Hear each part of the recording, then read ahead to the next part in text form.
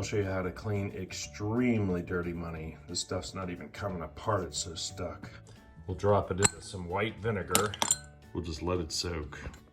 A day later, things are starting to look a lot cleaner. Not totally clean, but everything's separated. There's a lot of debris and suspension in the vinegar. We'll rinse them off and take a look and see what we've got after a day in the solution. Obviously, overall, a lot cleaner, but we're gonna throw it in for some more time. Because the vinegar is so disgusting, I'm gonna go in with some new vinegar. We'll put in some fresh stuff. We'll put these back in the vinegar and see if there's a bigger improvement.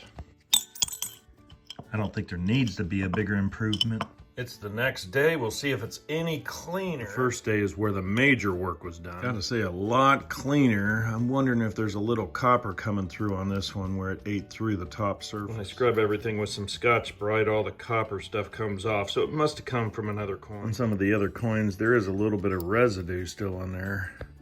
2 days in the vinegar, absolutely a huge improvement. And it was easy.